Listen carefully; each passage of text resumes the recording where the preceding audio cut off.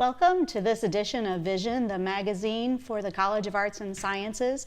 Today I'm really excited about our guest is Dr. Catherine Pierce from the Department of English. She's an associate professor and also the co-director of the Creative Writing program. And so glad to have you here with us in an exciting time in your life. I want to get right to some of the great things that you're doing. You just received a very prestigious award for your writing as a poet. Can you tell us a little bit about that award that you just received? Sure, yeah, thank you. So I was one of the 2019 recipients for the National Endowment for the Arts Creative Writing Fellowships for this year. Wonderful. And so that it's awarded every year. It's done, there are 1,700 applicants this year, and they have 35 fellows who were chosen out of that group. And so it means a lot to have my work chosen. It's a huge vote of confidence. The judging panel are writers whose work I really admire, and so it means a lot to be on that list for the year.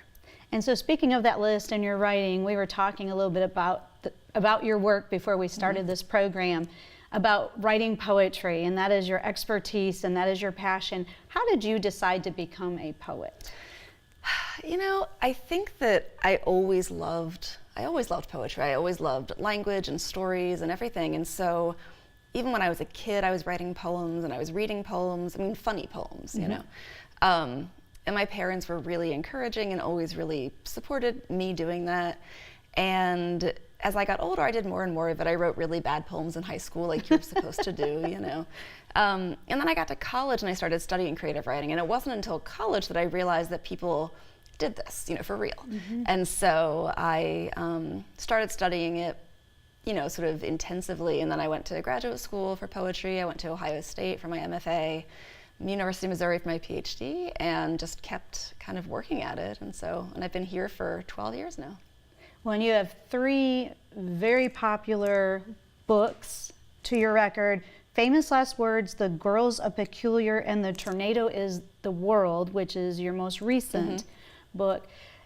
Does each book have its own individual focus, and how do you go about starting the path toward a certain book? Yeah, so those 3 books do each have their own sort of focus. The first one came out of my PhD dissertation, and so I wrote most of those poems in graduate school, and they kind of center around, it's called Famous Last Words, they center around people's actual recorded last words, famous sort of historical or cultural figures, and then I imagined the circumstances that might have surrounded the saying of those words, which was fun to do and gave me sort of a narrative entry point too. Excuse me. Girls of Peculiar focuses on adolescence, and when I write poetry, I'm really interested in points of tension, finding places that I think there's a lot of energy. And so I think that with adolescence, it's this time when it's possible to feel simultaneously young and really aware of everything that's ahead of you, but also to feel kind of the weight of the world in certain ways. You're caring a lot, you're learning a lot, you're bridging that gap between being a child and being an adult, and it's hard, you know? I don't want to go back there. Yeah, no, exactly, like not if you paid me. And so that book deals with that. And then the third book, The Tornado is the World, which is the most recent one, like you said, that one came out of my experience, my family's experience with a close call with a tornado that we had in 2011 during the big tornado outbreak of April of that year.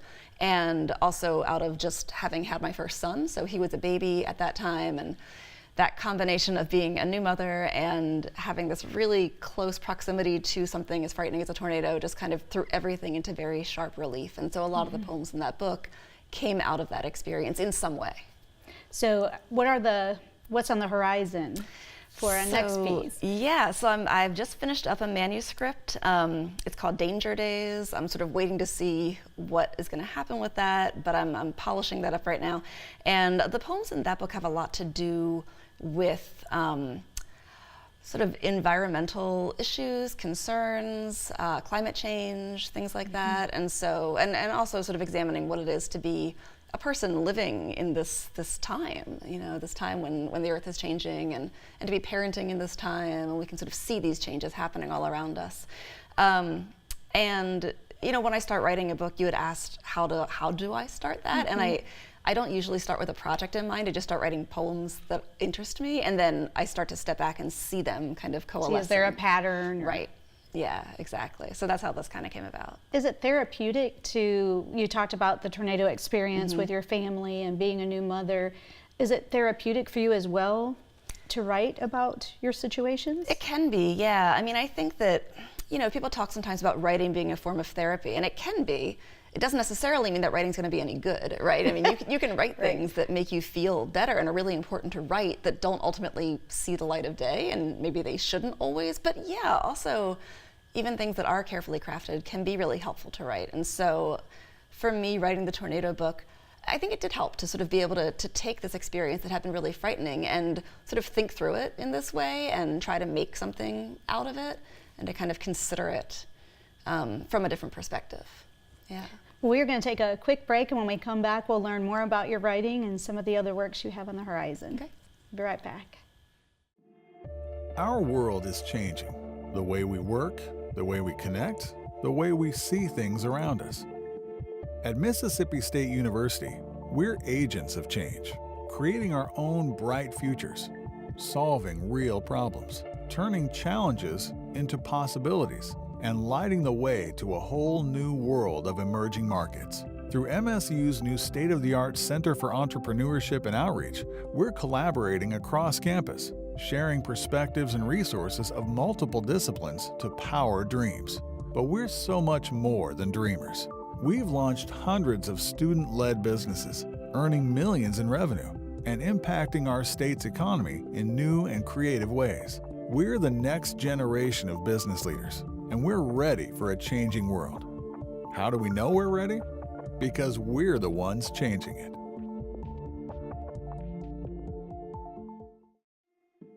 If you want to have a big impact in the world, you have to start small. At Mississippi State University, we're starting in the Gulf of Mexico, where a small but crucial barrier island is quickly fading from view. Millions of state dollars are spent dredging sand to replace the vanishing shores of Deer Island, but we think we can do better. We're applying cutting-edge sediment tracers to map the flow of currents and predict the course of sand that's carried out to sea, a process that will help us better understand the drastic transformation taking place. While this is a more cost-effective way to prevent the loss of an island, it's about so much more than saving dollars. It's about taking the first step in a long process to preserve our environment and secure a better, brighter tomorrow. We might be starting small, but rest assured, at Mississippi State University, we're dreaming big.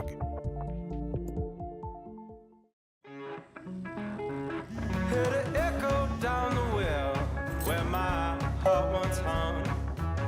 Hear my name ringing, ringing when I'm done.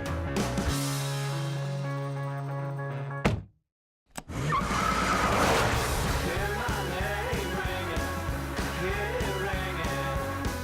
Hear my name ringing.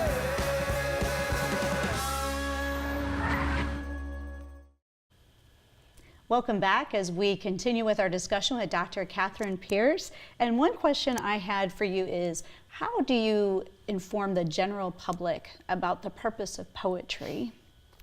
Yeah, I mean, that's a good question. It's an important question. And I think it's something that writers deal with all the time. Any artists, I think, deal with that all the time. You know, how do you kind of take this thing that you're doing and help people see how it's relevant? And poetry in particular, a lot of people come to poetry with these sort of assumptions about it, right? That it doesn't have any connection to their lives, or that it's sort of stodgy and old and it's from many hundreds of years ago, and that it's not something that's sort of currently being done. And so I think that there's a few ways that I try to consciously work with that.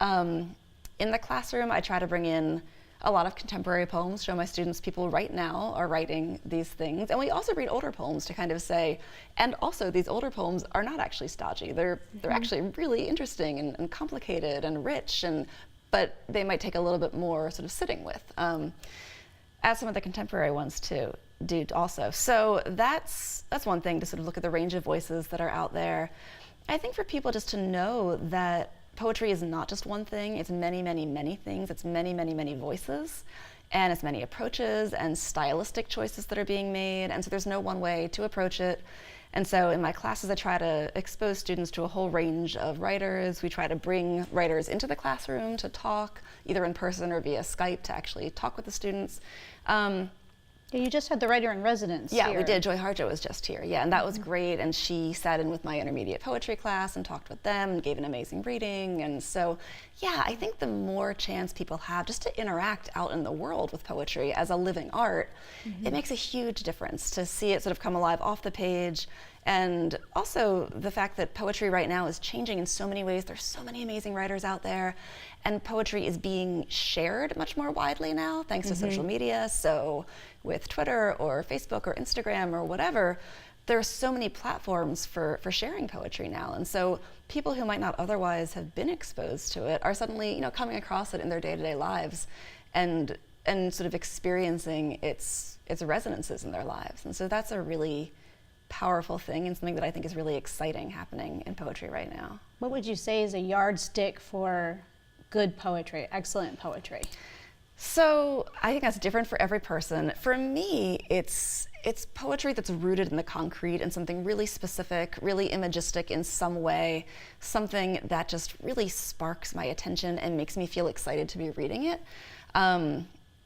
Emily Dickinson said, if I feel like the top of my head's been taken off, I know that's poetry. I love that definition. Yeah. And so I think that's a good way to think about it. Do you feel like you've experienced something in the reading of this poem? For me, that often comes through concrete language and imagery. It's different for everyone, but that tends to be my go-to barometer.